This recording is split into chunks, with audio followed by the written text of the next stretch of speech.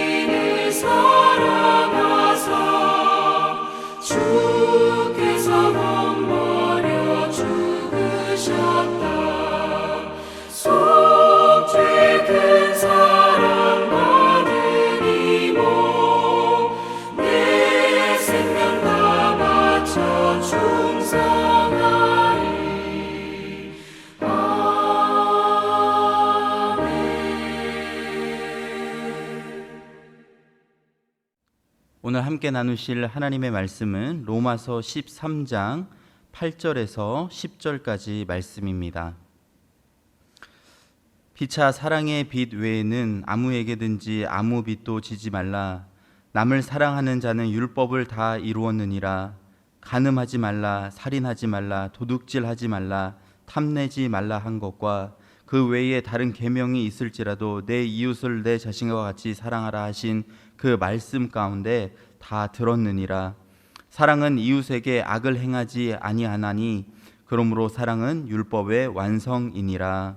아멘. 여러분, 십계명 하면 가장 먼저 어떤 생각이 드십니까? 정말 반드시 지켜야 하는 거 아닌가라는 생각이 드시지요. 왜 자꾸만 이런 거 만들어서 내가 신앙생활 하는데 힘들게 할까, 이런 생각이 간혹 들 때도 있습니다. 현재는 율법의 시대가 아니라 은혜의 시대인데 이런 거 좀 안 지키며 살면 안 되나? 우리 성도님도 어떻게 반응하며 사시는지 잘 모르겠습니다. 그러면 도대체 십계명이 어떻게 만들어졌을까 한번 생각을 해봐야 되겠죠. 잘 아시다시피 십계명은요, 하나님께서 이스라엘 백성들을 애굽에서 이제 자유케 하셔서 가나안 땅으로 가는 여정 가운데 만들어지게 되었습니다. 이스라엘 백성들은 노예 생활로 인해서 아무 소망도 없이 그렇게 하루하루를 살아가고 있었는데요, 하나님께서는 그들을 향한 특별한 섭리와 계획을 가지고 계셔서 모세를 부르시고 그들을 출애굽시키셨습니다. 그리고 계속해서 놀라운 기적과 이사로 그들을 인도해 가시지요. 그리고 나서 하나님께서는 모세를 신의 산으로 부르시고 이렇게 말씀을 하셨습니다. 출애굽기 19장 3절에 보시면 너희가 내 말을 잘 듣고 내 언약을 지켜 행하면 너희는 모든 민족 중에서 내 소유가 되겠고 너희가 내게 대하여 제사장 나라가 되며 거룩한 백성이 되리라 말씀을 하셨습니다. 여러분, 이 말씀을 보시면 하나님께서 이스라엘 백성과 지금 무엇을 하고 있는지 아마 감이 오셨을 거예요. 바로 언약식을 하고 계신 것입니다. 너희가 내 언약을 지키면 너희는 나의 백성이 되고 나는 너의 하나님이 되어줄게. 하나님께서 이렇게 말씀을 하고 계신 것입니다. 여러분, 언약식을 우리는 언제 하지요? 네, 결혼식 때 하는 거죠. 그것은 항상 쌍무적입니다. 서로가 상대방에게 반드시 지킬 약속을 하는 것이죠. 남편은 아내를 위해서 내가 결혼을 하면 이렇게 하겠습니다. 아내는 남편을 위해서 내가 결혼을 하면 당신에게 이렇게 하겠습니다. 서로가 서약을 하는 것입니다. 두 사람이 서로 사랑하기 때문에 영원한 서약을 함으로써 한 부부가 되어서 평생토록 함께 살아가기를 약속하는 것이죠. 자, 그런데요, 여러분, 이 언약식은 사실 두 사람이 동등한 존재일 때만 가능합니다. 사람과 동물이 언약식을 할 수가 없어요. 물론 가끔가다 이제 뉴스에 보면 동물과 사람이 결혼을 한다 이런 끔찍한 뉴스가 이제 나오고는 하는데요. 그것은 정말 인간의 타락한 모습을 보여주는 것이죠. 예, 남자와 여자가 결혼을 하는 거예요. 그런데 그 언약의 대상이 하나님과 인간이다. 천지의 창조주가 하나 피조물에 불과한 인간과 언약식을 맺는다. 여러분, 이것은 정말 있을 수 없는 놀라운 일이라는 것입니다. 이스라엘 백성은 하나님께서 창조하신 피조물이잖아요. 절대로 동등한 위치에서 언약식을 맺을 수가 없는 것이죠. 따라서 하나님께서 이스라엘 백성을 향하여 내가 너희와 언약을 맺을게 라고 말씀하신 것은 하나님께서 인간의 위치까지 내려오신다라고 하는 하나님의 정말 열정과 그런 의지를 엿볼 수 있는 부분이라는 것입니다. 이 언약이 있었던 시점부터 이스라엘 백성은 더 이상 애굽의 노예가 아니라 하나님의 택함을 받은 거룩한 백성으로 살아가게 된 것이에요. 그들은 하나님의 구별된 백성이 되었습니다. 여러분, 이것은 굉장히 중요한 사실입니다. 이 십계명은 하나님과 인간이 언약 관계에 있다는 것을 말해주는 증거물 같은 것이라는 거예요.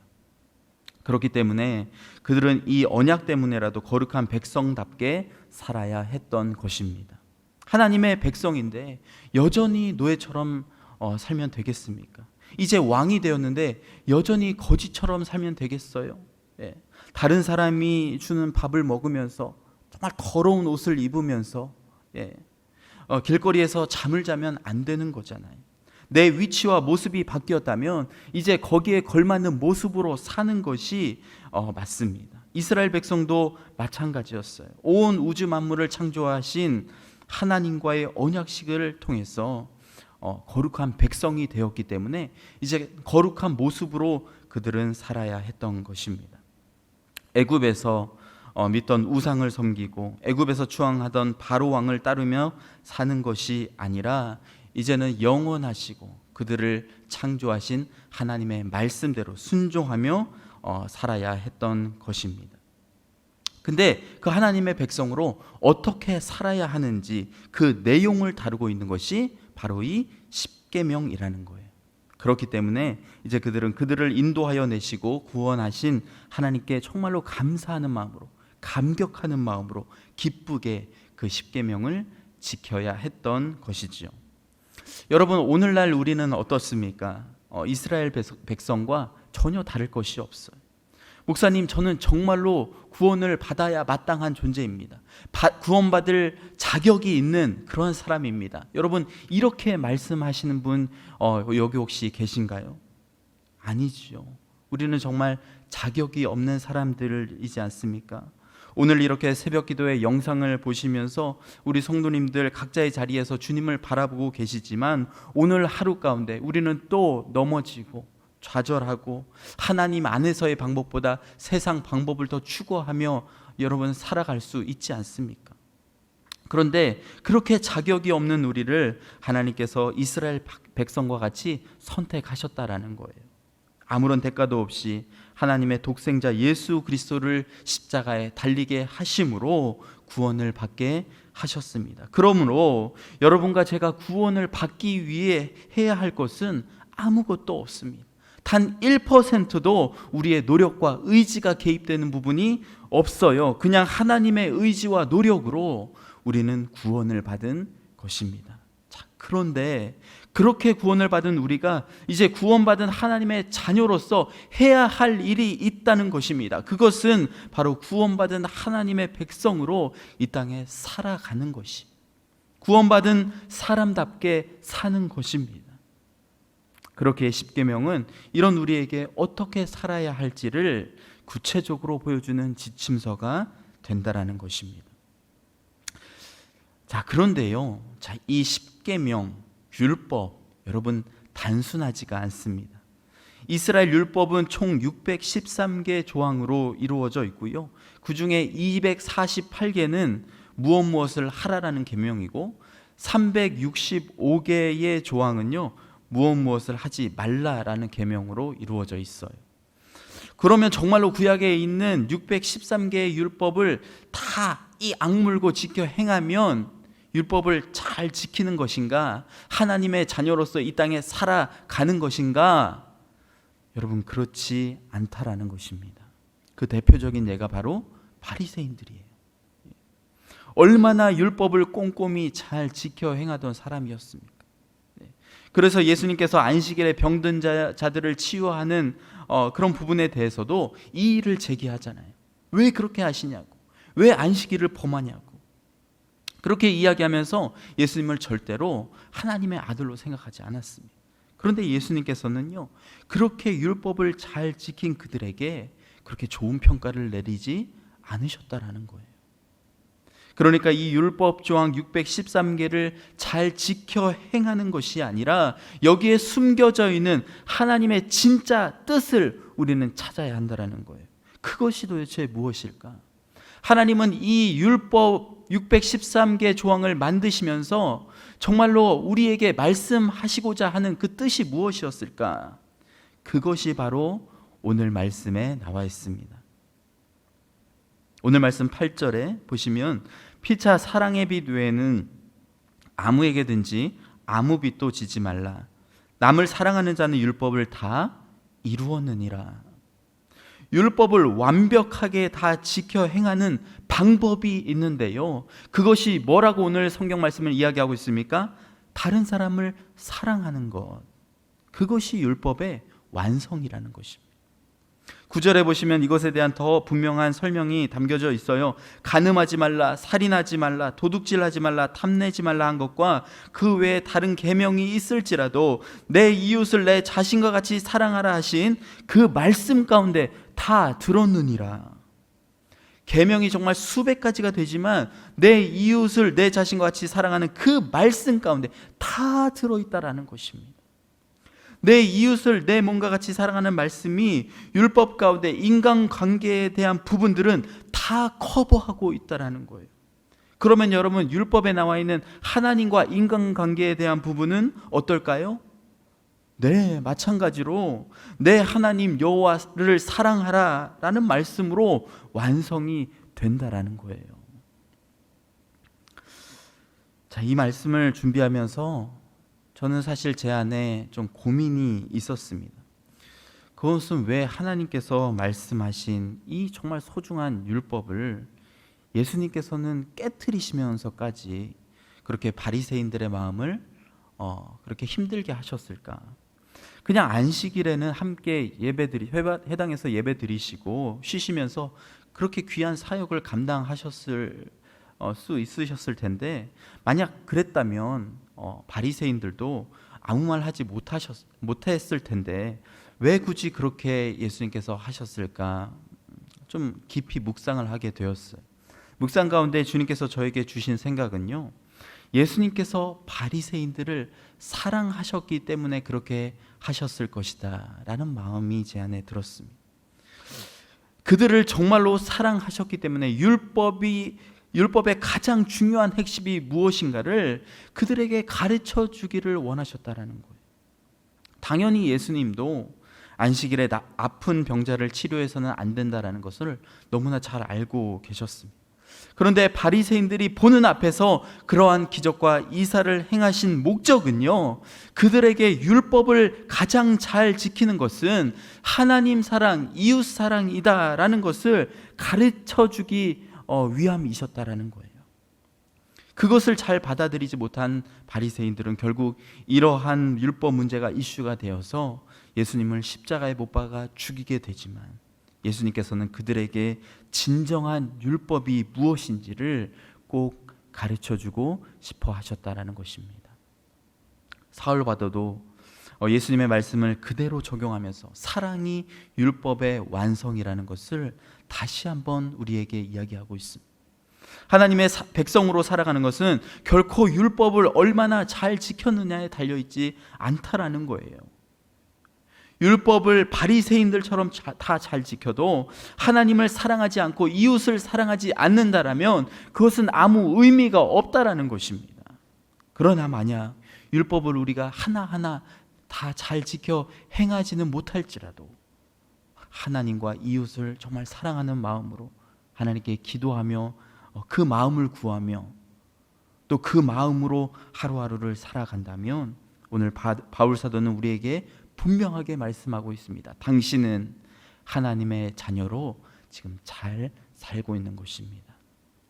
당신은 하나님의 백성으로 율법을 온전히 수행하고 있습니다 라고요. 결혼을 하는 신랑 신부가 있습니다. 서로 너무 사랑을 하기 때문에 결혼을 하고 또 서약을 했습니다. 신랑은 신부를 너무나 사랑하기 때문에 약속을 했어요. 내가 당신과 결혼을 하면 매일 아침 식사를 준비하고 설거지도 내가 다 하고 그리고 일주일에 한 번은 외식을 하러 밖에 나갔다 옵시다. 이렇게 약속을 했습니다. 그런데 정말로 결혼을 해서 이 신랑이 이 신부에게 했던 약속을 다 지켜서 행하는 거예요. 그런데 여러분, 만약에 이 신랑에게 더 이상 신부를 향한 사랑하는 마음이 사라졌다면 그 신랑 신부가 서로 행복하게 살 수 있겠습니까? 서약한 것을 잘 지켜 행했다고 결혼 생활이 행복해질까요? 저는 그렇게 생각하지 않습니다. 서약도 정말 중요한 것이지만 그것보다 더 중요한 것은 서로 사랑하며 사는 것이기 때문이에요. 서로를 진심으로 사랑한다면 서약은 다 지켜 행한 것이나 마찬가지이기 때문입니다. 마찬가지로 하나님과의 언약의 상징인 이 율법은요, 우리에게 매우 중요한 증거물입니다. 우리가 하나님의 백성이라는 결정적인 증거예요. 그런데 이 율법을 지키는 것은 무엇으로 완성이 된다라고 말씀합니까? 네, 바로 하나님, 이웃 사랑이라는 것입니다. 코로나19로 인해서 또다시 서로가 굉장히 민감해져 있지요. 특히 교회에 대한 많은 세상 사람들의 인식이 그렇게 좋지 못하다는 거 다 알고 계실 것입니다. 이럴 때일수록 우리가 해야 할 것이 무엇일까? 저는 그들을 더욱더 사랑하고 용서하고 참아주는 거 아닐까라는 생각을 하게 됩니다. 그들의 마음이 교회를 향해 열릴 때까지 끝까지 그들을 사랑하며 기다리는 것이 매우 중요하다라는 거예요. 물론 시간이 좀 걸릴 수 있습니다. 그러나 하나님의 때에 교회는 반드시 이 땅 가운데 빛과 소금의 역할을 다시 감당하게 될 것입니다. 중요한 것은 세상 사람들이 교회를 어떻게 지금 생각하고 있느냐가 아니라 정말 교회가 이 세상 사람들을 사랑하며 빛과 소금의 역할을 감당하고 살아가고 있는가라는 부분이라는 거예요. 오늘 하루도 이 하나님 이웃 사랑으로 하루를 만들어 나가시고 하나님께서 기뻐하시는 삶, 정말로 사랑하는 삶, 율법을 완성하는 삶을 사시기를 간절히 기도합니다. 주님께서 가르쳐 주신 기도로 예배를 마치시겠습니다. 하늘에 계신 우리 아버지, 아버지의 이름을 거룩하게 하시며 아버지의 나라가 오게 하시며 아버지의 뜻이 하늘에서와 같이 땅에서도 이루어지게 하소서. 오늘 우리에게 일용할 양식을 주시고 우리가 우리에게 잘못한 사람을 용서하여 준 것 같이 우리 죄를 용서하여 주시고 우리를 시험에 빠지지 않게 하시고 악에서 구하소서. 나라와 권능과 영광이 영원히 아버지의 것입니다. 아멘. 오늘 말씀 기억하시면서 함께 조용히 기도로 나아가시겠습니다.